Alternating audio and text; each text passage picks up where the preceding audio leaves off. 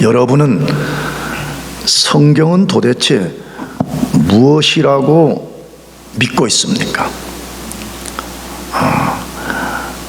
성경을 어떤 태도로 대하고 있습니까? 저는 우리 교회가 매 학기 제자훈련 성경 공부를 할 때 제가 반복적으로 도전하는 내용이 하나 있습니다. 그것은 성경을 모르는 사람은 하나님을 1도 모르는 것이고, 성경을 아는 사람은 성경을 아는 만큼만 하나님을 아는 것이라는 말을 계속 도전합니다. 왜 그런 것일까요? 하나님을 아는 유일한 수단은 성경밖에 없기 때문에 그렇습니다. 한번 생각해 보세요. 하나님은 영이시기 때문에 우리가 그 하나님을 볼 수도 없습니다. 우리 스스로는 그 하나님을 알 수도 없습니다. 근데 하나님이 하나님 자신을 우리들에게 알려주는 수단, 혹은 우리에게 필요한 모든 것을 알려주는 유일한 수단은 성경이기 때문에 그렇습니다. 그러므로 성경을 모르는 사람은 하나님을 모르는 것이고, 그런 사람들이 믿는 하나님은 참 하나님이 아니고 자기 스스로 만들어낸 하나님일 가능성이 100%인 거예요. 다시, 하나님을 아는 유일한 수단은 성경밖에 없는데 성경을 1도 모르면서 나는 하나님을 알아요, 그러면 그 하나님은 거짓 하나님이라 그 말이에요. 그런데도 많은 사람들이 자기를 속이고 있습니다. 어떤 방식으로 속일까요? 성경 알기를 원치 않으면서 막연하게 하나님을 알고 싶다 그렇게 말해요. 하나님을 알고 싶다는 마음을 품는 것은 나쁘지 않지만 뭔가 지금 잘못됐다는 거예요. 또 성경의 하나님을 인격적으로 안 적이 없으면서 자기가 믿는 하나님이 참 하나님이라고 생각하는 것입니다. 거짓말이죠. 성경이 말하는 성경적 삶을 살지 않으면서 하나님이 자기를 인도해 주실 것을 기대하고 사는 거예요. 굉장히 뭔가 논리모순이잖아요. 그렇잖아요. 뭔가 지금 자기 스스로를 속이고 있는 거잖아요. 근데 우리가 그 속임 당하는 줄 모르고 그냥 사는 거예요. 근데 여기서 한 단계 더 나간 사람들이 있어요. 이게 이것보다는 조금 나아 보이는 어떤 액션을 취하는 사람들이 있어요. 성경을 프루브 텍스트로 삼는 거예요. 프루브 텍스트, 증거 구절, 증거 본문으로 삼는 거예요. 그러면 이 말이 무슨 말이냐 그러면, 성경을 읽기는 해요. 성경을 좀 뒤적거리기는 해요. 성경을 공부하기는 해요. 목적이 뭐냐? 듣고 잘 깨닫고 순종하는 데 목적이 있는 것이 아니라 자기의 거짓된 주장을 뒷받침하고 자기 죄를 합리화하는 데에 증거 구절을 찾는 거예요.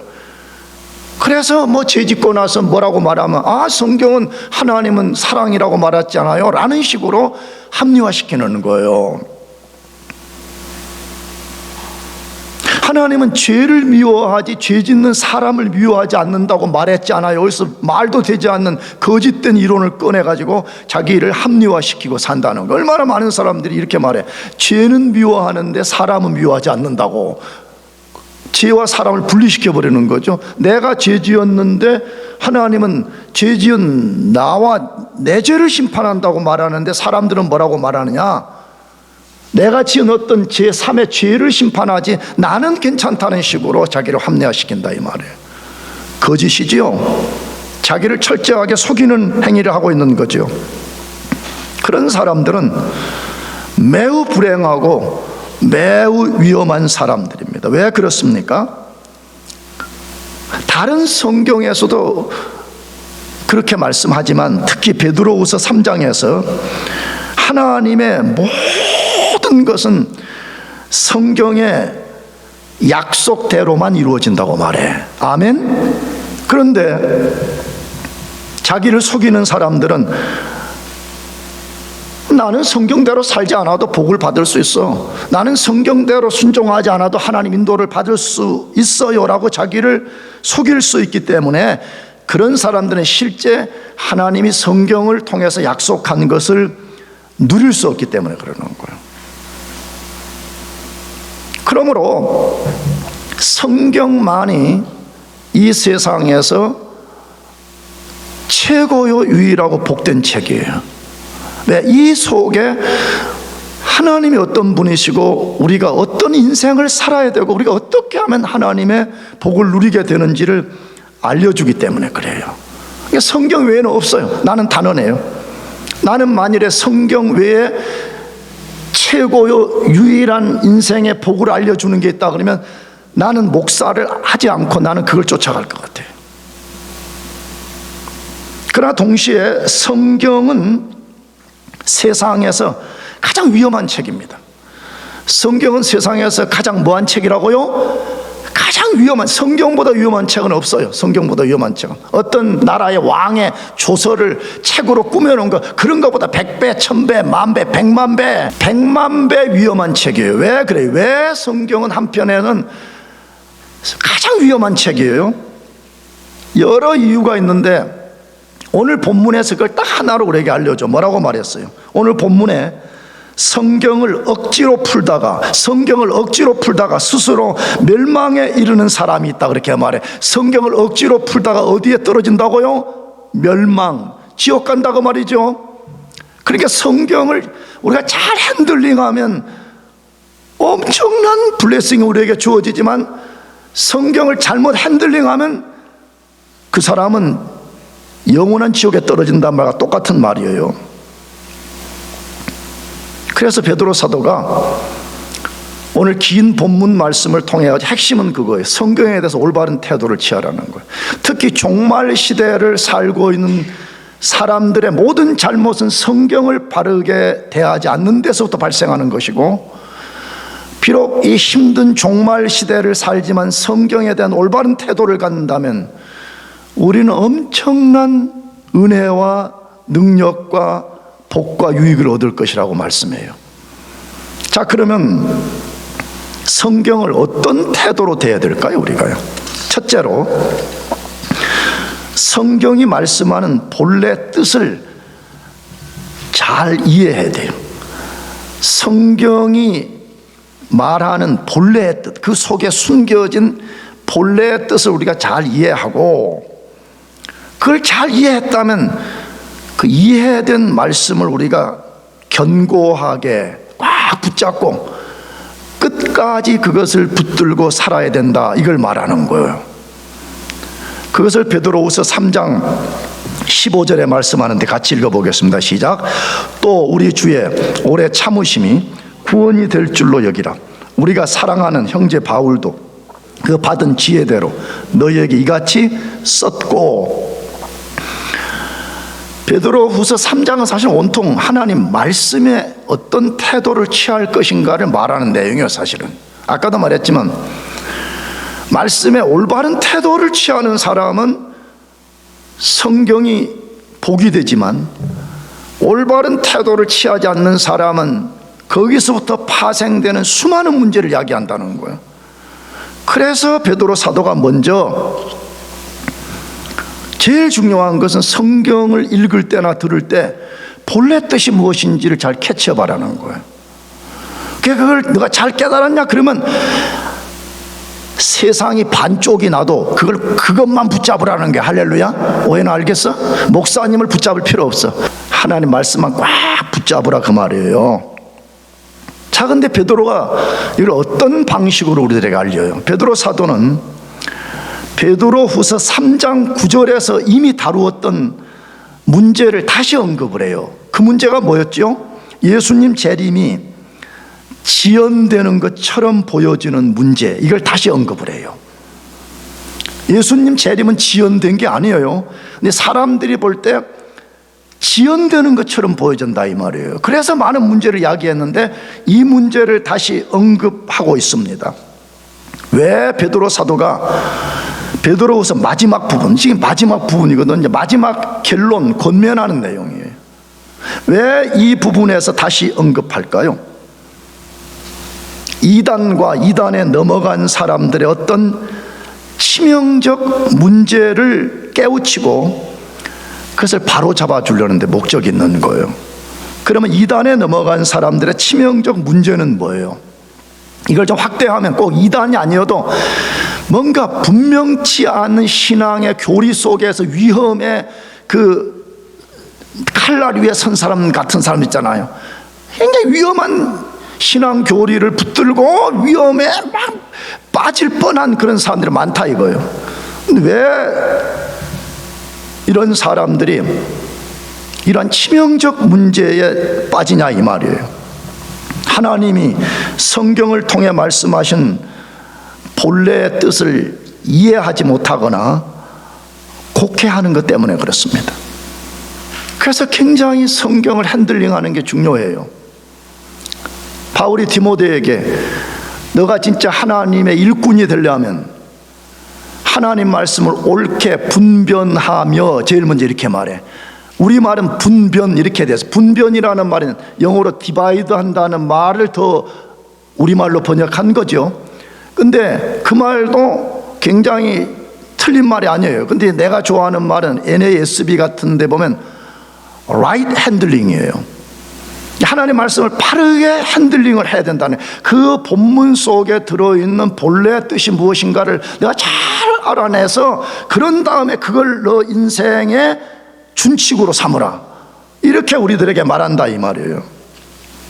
그런데 1세기에 신앙적 혼란에 빠진 사람들, 이단에 넘어간 사람들의 특성은 성경의 본래 뜻을 이해하지 못하고 심각하게 왜곡시켜 버렸다는 거예요. 그들은 예수님 재림이 늦어지는 것처럼 보이는 이유를 이해하지 못했기 때문에 자기들 스스로 재림은 없다고 결정해 버린 것입니다. 여러분, 그 결과는 무엇입니까? 기독교 복음의 가장 중요한 핵심, 나가서 자신들의 유일한 소망을 스스로 발로 걷어차버린 것입니다.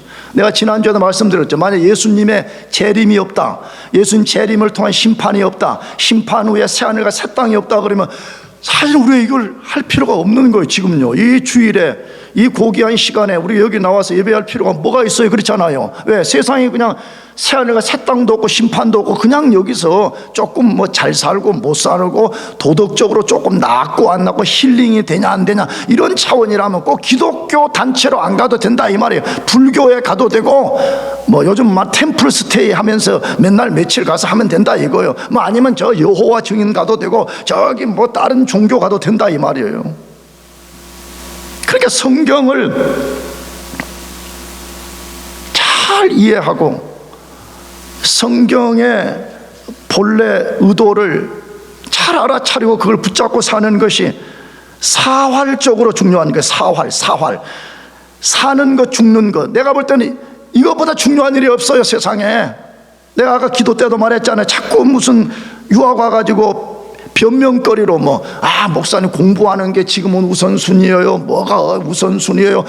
난 하나님을 예배하는 건 나중에 직장 잡고 하겠어요. 결혼 후에 하겠어요. 그런 사람들은, 내가 대학부 금요예배 2번째 예레미야 말씀 전했죠. 무슨 웅덩이를 파는 거라고, 가은아? 그렇지, 잘했어 우리 가은이. 터진 웅덩이를 파는 거예요. 그것은 하나님이 팔레스틴 같이 비가 거의 없는 나라에, 물이 부족한 나라에서 비유법, 은유를 든 거죠. 은유. 뭐라고? 물이 있어야지 살듯이 인생의 리얼리더, 진짜 필요한 것은 하나님이 주시는 진정한 생수라는 거예요. 근데 사람들이 하나님을 버려버려. 생수의 근원된 하나님을 버려버리고 자기가 가가지고 이제는 나에게 필요한 생수는 내가 만들 거예요. 그러가지고 막 가서 꽃갱이 가지고 삽 가지고 막 웅덩이를 판다는 거예요. 근데 하나님 뭐라고 선언하느냐? 너가 판 웅덩이는 물을 가둘 수 없는, 다 터져버린 웅덩이라는 거예요. 그러니까 여러분, 인생이 지혜로워야 돼. 지혜로워. 어떤 지혜가 필요해요? 왜 자기 스스로 터진 웅덩이 파는데 열심을 내요? 왜 그게 우선순위라고 말해? 내가 볼 때 굉장히 어리석은 거예요. 나는 성경의 빛과 내 인생의 경험에 봐서 그러는 거예요. 내가 우리 대학 부친구 자주 도전하거든. 나는 차라리 그럴 바에는 하나님 앞에 나와 예배하고 하나님께 기도하고 하나님의 지혜를 구하고 하나님의 능력을 구하겠다고 내가 그렇게 해도 사실이에요. 사실요. 내가 도전하는 것은 우리가 모든 걸 포기하고 미친 종교인처럼 살자는 말이 절대로 아니에요. 정상적인 삶을 살면서도 우리가 얼마든지 그렇게 할 수 있다 이 말이에요. 지혜가 필요한 거예요. 근데 자기가 대단한 것처럼 말해. 스스로 터진 웅덩이를 막 열심히 파면서도 그래 나는 대단해. 가은이가 바보야. 쟤는 목사에게 속아가지고 제가 가서 지금 터진 웅덩이를 파고 있는가, 이런 식으로 생각한다 이 말이에요. 그렇기 때문에 우리가 하나님이 성경을 통해 약속한 것을 끝까지 붙잡으려면 중간에 상황적 어려움, 우리 스스로 낙심이 돼가지고 그걸 탁 던져버리지 않고 하늘이, 세상이 반쪽이 나도 나는 하나님의 약속만 꽉 붙잡고 가겠습니다 하는 다부진 결심을 가지려면 도대체 성경이 무엇을 말하고 그 말하는 본래의 뜻이 무엇인가를 우리가 꽉 붙잡아야 된다 이거예요. 1세기 그리스도인들은 예수님이 재림하겠다고 말씀하시고 분명하게 재림의 날짜를 너희들이 모른다, 너희들이 아는 거는 재림의 징조만 안다 말씀했잖아요. 아멘이죠? 시간 날짜는 너희들은 모른다. 너희들이 알 수 있는 유일한 한 가지는 징조만 알 뿐이니까 끝까지 내 약속을 붙잡고 믿음으로 살아라 그랬는데 본래 뜻이 무엇인가를 이해하지 못하니까 기독교와 자기 자신의 가장 중요한 것을 스스로 걷어차버린 거예요. 그런 사람은 결과가 불을 보듯이 뻔한 거 아니겠습니까? 그러므로 우리가 성경을 먼저는 잘 읽어야 됩니다. 나도 좀 사실은 성경을 그렇게 막 열심히 읽는 목사는 아닙니다. 성경을 부지런히 읽어야 됩니다. 아멘. 성경을 읽어요. 성경을 읽는 게 최고의 헌신이에요. 내가 오늘 또 우리 리더들에게 도전했어요. 물론 여러분들이 이 교회 와서 뭐 피아노를 섬긴다, 뭐 리더로 섬긴다, 굉장히 귀한 일이죠. 여러분이 만약에 일반 회사처럼 야 우리 지금 다 같이 동맹 파업을 하자, 다음 주부터 우리 리더들 아무것도 하지 말자 그러면 이거 나 혼자 와가지고 해야 된단 말이에요. 나 혼자 와가지고 이제 나 혼자 나오면 또 설교할 것도 없네. 할렐루야. 그렇죠. 나 혼자인데 뭐 설교할 것도 없는 거지. 굉장히 귀한 일이죠. 그러나 여러분 이것보다 10배, 100만 배 중요한 일이 있어요. 100만 배. 그게 뭐냐 그러면 성경을 뭐 하는 거라고요? 읽는 거예요. 성경을 읽어야 돼. 자, 근데 성경을 읽지만 그냥 읽지 않고 어떻게 해야 되겠어요? 반드시 성령님께 도움을 구해야 됩니다. 이 성경이라는 거는 사람들이 착각을 하는데 자기가 이성적 지혜를 갖고 읽으면 읽어지는 거라고 여기는 거예요. 근데 막상 읽어보면 무슨 말을 하는지를 못 깨닫는 거예요. 그렇기 때문에 반드시 성경의 오리지널 저자이신 성령님께 우리가 기도해야 되는 거예요. 성령님, 나는 영적으로 너무나 무지합니다. 나에게 일루미네이션, 깨닫는 빛을 나에게 주십시오. 그래서 성령의 도우심을 덧입고 우리가 성경을 읽어야 돼요. 읽으면서 동시에 성령님께 이 뜻, 이 말씀의 본래의 뜻이 무엇인지를 알려달라고 기도해야 되는 것입니다. 그래서 만일에 우리가 성경의 본래 뜻을 진짜 딱 깨달으면요, 놀라운 영적 본능이라는 건요, 이렇단 말이야? 하나님이 그런 분이란 말이야? 진짜 우리 삶의 이치가 이렇단 말이야 하는 걸 탁 자기 깨닫게 되는 거예요. 그 그러면 그때부터 깨달은 그 말씀대로 살게 돼요. 그게 예배인 거예요. 아멘. 예배는 아무것도 못 깨달고 찬양 부르면 뭐 4분의 3박자 나오면 자기도 모르는 사이에 박수치고 그런 게 예배 전부가 아닌 거예요. 진짜 예배는 프로스코네오, 신 앞에 무릎을 꿇는 행위는 어디서 발생이 되는 거예요? 이거는 외적인 예배 행위인 거, 진짜 예배 행위는 언제 일어나는 거예요? 내가 하나님 말씀을 읽었는데 전에는 깨닫지 못한 등을 내가 깊은 마음속에서 깨닫게 되면 우리는 자동적으로 뭐가 일어나요? 마음속에 마음의 무릎이 꿇어지기 시작해요. 내가 그동안 겸손하지 못했구나. 내가 그동안 너무 하나님 앞에 엉망으로 살았구나.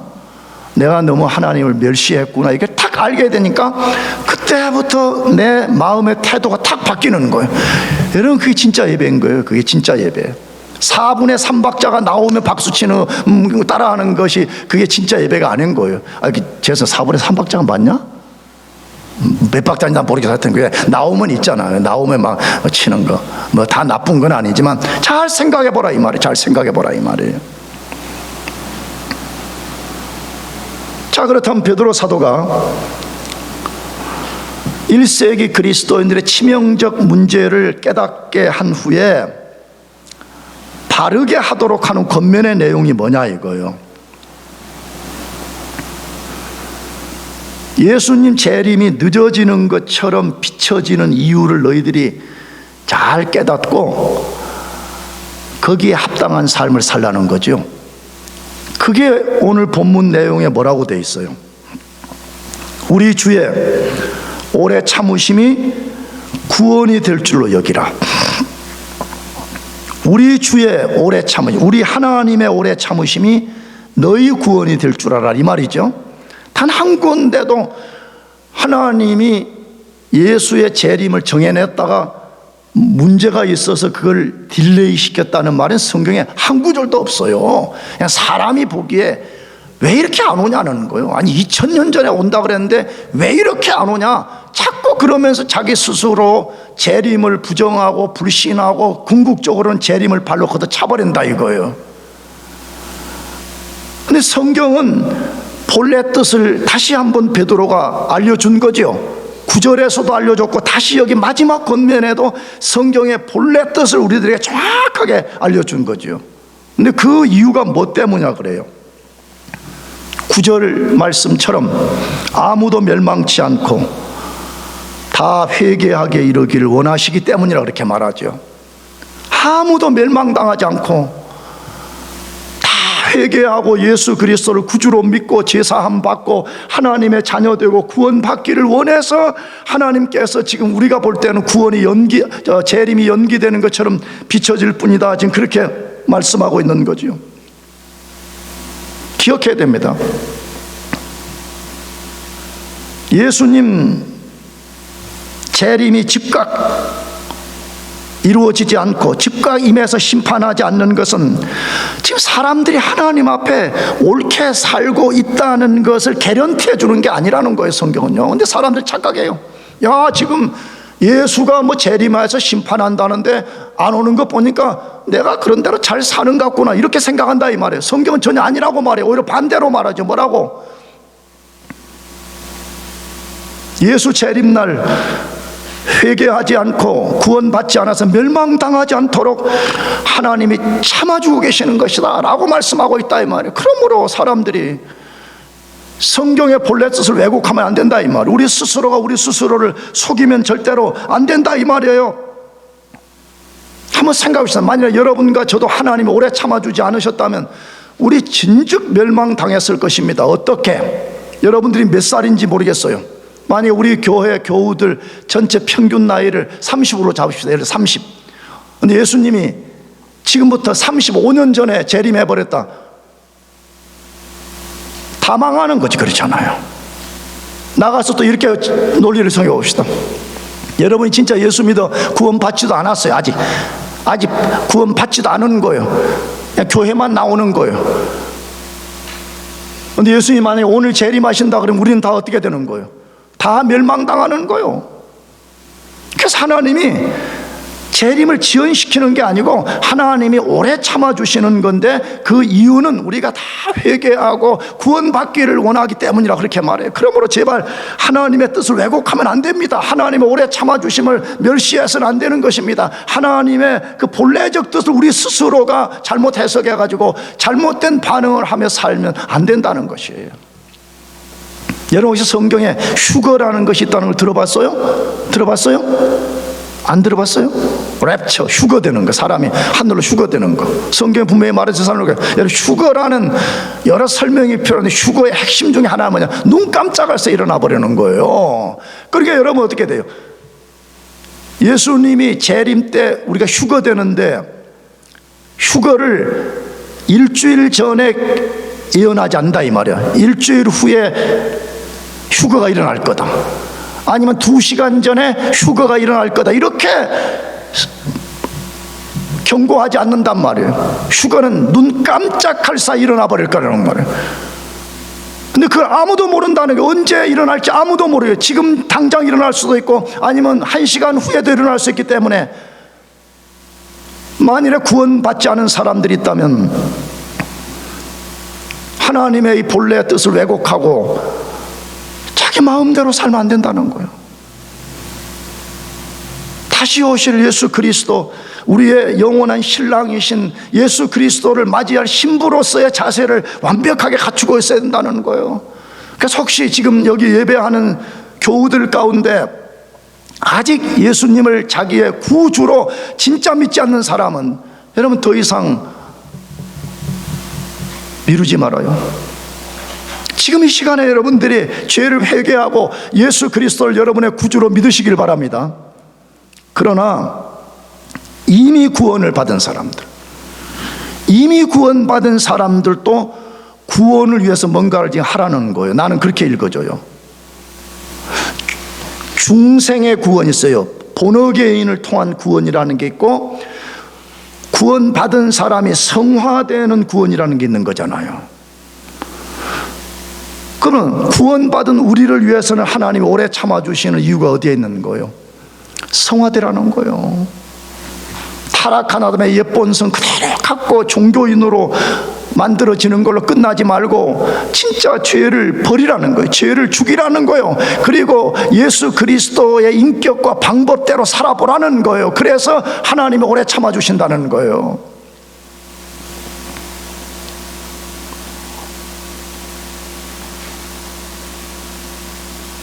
그렇게 합시다. 그렇게 합시다. 그것보다 중요한 일이 어디에 있겠어요? 그것보다 우리 삶에 우선된 일이 어디에 있겠어요? 내가 수개월 전에 한번 말한 적이 있는데, 호세아서에 보면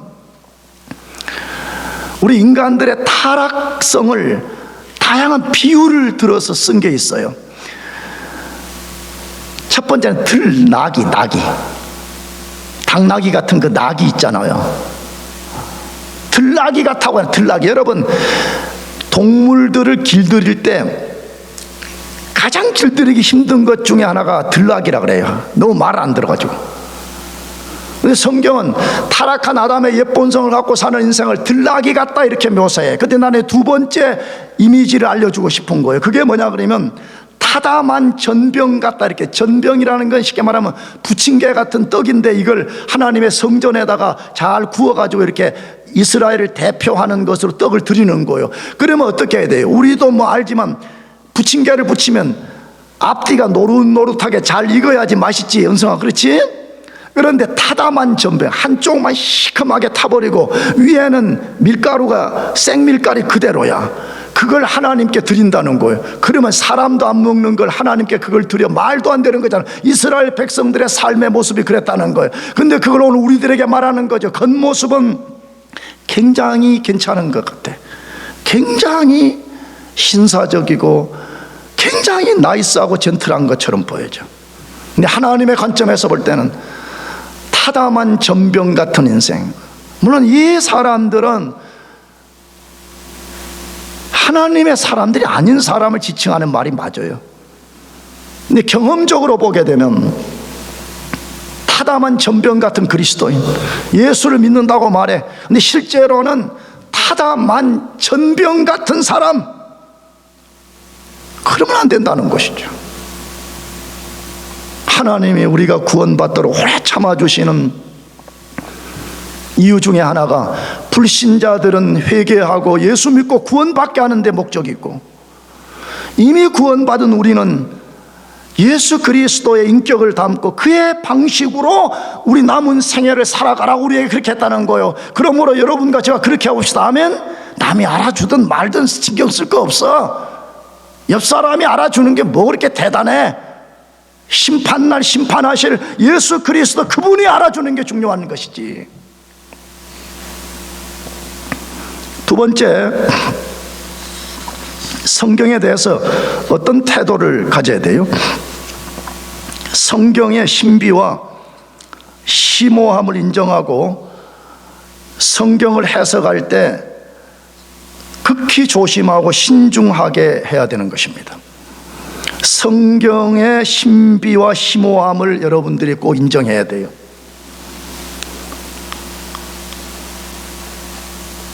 이 시대 보편적 그리스도인들의 지금 치명적 문제가 뭐냐 그러면 이 성경을 고귀하게 안 여긴다는 거예요. 성경 그 자체가 얼마나 심오함과 신비를 갖고 있는지를 인정하지 않는다는 거예요. 아까도 말했잖아요. 에이, 지금 내가 공부하는데 바빠서 그러지, 내가 마음만 먹으면 내 이성 갖고 성경 얼마든지 내가 해석하고 그 무슨 뜻인지 내가 착착착착착 원포인트, 투포인트, 쓰리포인트 할 수 있습니다. 이런 식으로 성경을 대한다는 거예요. 어리석은 사람들의 반응인 거죠. 그러면 성경의 심오함과 신비를 인정하고 해석에 극히 주의하라는 말씀을 어떻게 소개해요? 3장 16절 읽어보겠습니다. 그 모든 편지에도 이런 일에 관하여 말하였으되 알기 어려운 것이 들어있으니 무식한 자들과 굳세지 못한 자들이 다른 성경과 같이 그것도 억지로 풀다가 스스로 멸망에 이르느니라. 베드로 사도가 1세기 그리스도인들의 치명적 문제를 야기한 또 다른 문제를 지금 제기하는 거죠. 어떤 방식으로 제기하고 있어요? 예수님 재림과 재림의 특성에 관한 것을 사도 바울도 동일하게 성경에 기록했다, 이렇게 지금 소개하고 있죠. 자, 여기 보면 참 베드로 사도가 대단한 게 자기보다 늦게 사도된 바울을 동등한 권위로 인정하고 바울이 쓴 성경을 동일한 권위를 가진 성경으로 인정하고 있다는 놀라운 사실. 그런데 어떤 사람들이 바울이 쓴 성경의 내용을 잘못 다루다가 멸망을 당했다고 알려주면서 1세기 그리스도인들과 오늘 우리가 성경을 어떻게 다루어야 되는지를 알려주고 있어요. 핵심은 뭐죠? 성경을 잘못 다루다가 멸망에 떨어져 버렸다는 거예요.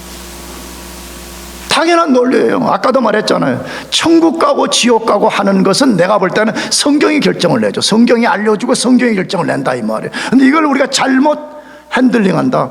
당연히 잘못된 결과 아니면 복된 결과 둘 중에 하나밖에 없다, 이 말이에요.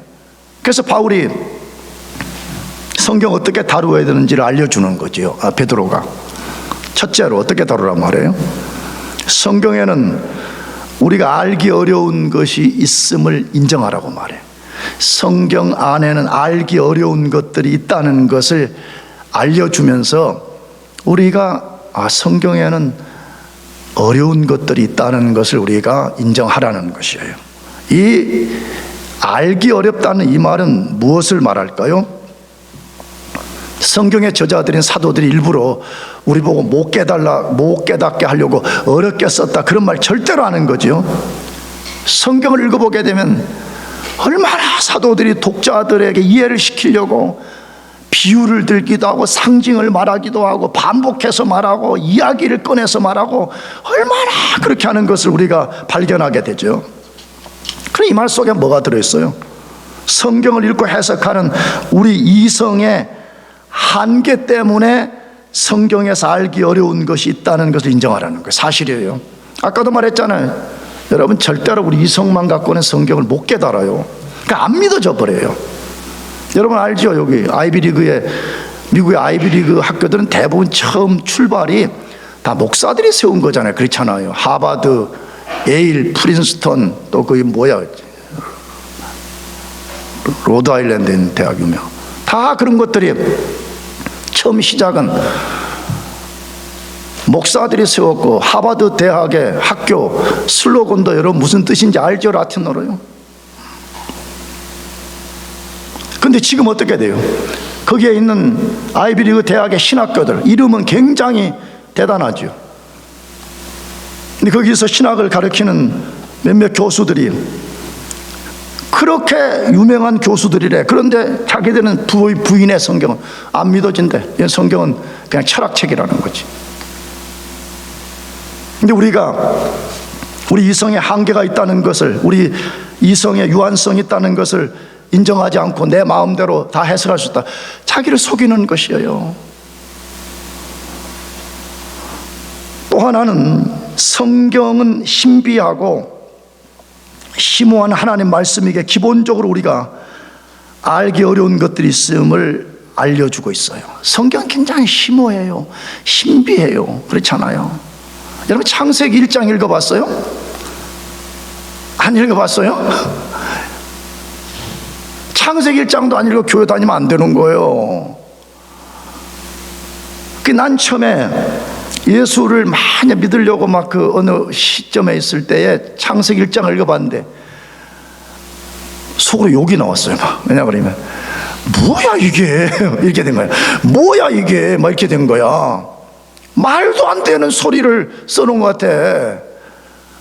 그 나중에 하나님이 내 영혼을 불쌍히 여기셔서 내가 본어게인 딱 되고 나서 성경을 읽었는데, 그때 이전에는 말도 안 된다는 소리가 믿어지고 난 논리로 이해가 되기 시작하는 거야. 나는 뭐 우주 물리학자도 아니고 뭐 천체 물리학자도 아니고, 그런데 믿어지기 시작하는 거예요 이것이. 그러면 그 비포와 애프터를 뭐가 결정낸 거예요? 내 스스로 결정낸 게 아니죠 사실은요. 성경의 심오함과 신비함을 내가 아니고 누군가가 알게 해줬기 때문에 그것을 깨닫게 된 것이에요. 여러분 공부만 해도 그렇잖아요. 난 십몇 년 전에 여기 무슨 뭐 경영학을 전공하는 박사생 한 명이 있었어. 내 그 학교 그 스피리트 센터에 우리 클럽 방이 있잖아. 우리 와본 사람이 알지? 해놔요. 그 어느 날 이제 오라 그랬어 내가. 그래 같이 라면 끓여 먹으면서, 너 그 도저히 공부하는 저 텍스트 나한테 좀 보여달라 그랬어. 그래서 그 당시에 그 텍스트가 바인도로 이만큼 두꺼운 거더라고. 그래 내가 이제 펴놓고 봤는데 아무것도 모르겠어. 너무 어려워. 나는 뭐 경영학이라는 것이 신학처럼 막 이렇게 뭐 조금 뭐 이론의 썰을 풀어놓은 건 줄 알았더니 온갖 도표는 왜 그렇게 많고 숫자는 또 왜 그렇게 많은지 모르겠어. 그래서 내가 한 페이지도 다 모니까 야 모르겠다, 너무 어렵다고 내가 줘버렸어. 걔네 물어봤어. 안 어렵냐? 그러니까 자기도 어렵대. 아니 여러분 우리가 전공하는 아주 작은 분야 그랬잖아요. 아주 전공하는 작은 분야의 어떤 것도 우리가 다 그것을 풀어놓는 것도 어렵고 그 풀어진 것을 이해하기도 얼마나 어렵습니까? 그렇다면 광대하신 하나님, 우주 만물보다 크신 하나님을 어떻게 우리 티끌 같은 이성을 가진 존재가 그것을 다 이해할 수가 있겠어요? 하나님 자신과 우리 삶에 필요한 것을 계시해 주는 이 성경의 어마어마한 비밀을 우리가 어떻게 다 한 번에 알 수가 있겠어요? 죄로 완전히 망가져버린 인간들, 죄로 완전히 고장나버린 인간들을 고치기 위해서 기록한 성경이 어찌 그리 쉽다고 우리가 단정할 수가 있겠어요? 뭐 아까도 말했지만 나도 의학책 같은 거 뭐 조금 이렇게 읽어보면요, 어떻게 공부하는지 모르겠어. 나는 그거를 영혼보다 훨씬 덜 중요한 육체의 질병 한 분야, 그것도 뭐 어느 뭐 의학 공부하는 사람들 보면 막 전부를 다루는 것도 아니잖아. 그렇잖아. 눈 하나 그렇죠? 뭐 손가락. 우리 대학부 출신 대선배 중에 한 사람이 뭘 전공하냐 그러면 이 발바닥 전공하는 사람이 있어요. 할렐루야.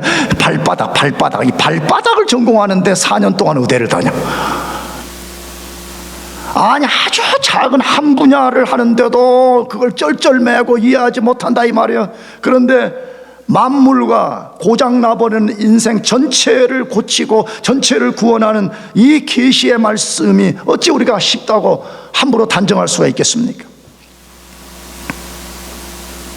요한복음 3장 읽어봤어요? 유명한 이스라엘의 종교 지도자 니고데모가 어느 날 예수님 찾아와가지고 막 디베이트를 했어요. 그래가지고 예수님이 거듭나라. 그러니까 엄마 뱃속에 어떻게 들어갔다 나와요. 그러니까 성령으로 난 사람은 이렇다라고 말하고 나니까 니고데모가 너무 어려워요. 무슨 말인지 모르겠어요. 그렇게 말하니까 예수님이 뭐라고 말했어요? 내가 땅의 일을 말하여도 믿지 못하거든 하물며 하늘의 일을 말하면 너가 알겠냐 이렇게 말하는 거예요. 그러니까 땅에 있는 이치를 예수님이 말해도 인간이 다 못 깨달아. 어떻게 그런 일이 일어나요 이렇게 말한다 이 말이에요. 그런데 우리가 성경은 내가 마음만 먹으면 다 알 수 있어요. 내가 성경은 내 마음대로 해석해서 다 알 수 있어요. 그러면 되겠어요? 종교개혁에 불씨를 붙인 사람은 누구예요? 마틴 루터잖아요. 마틴 루터가 종교개혁을 일으킨 게 아니에요. 엄밀하게는 하나님이 그를 사용한 거지.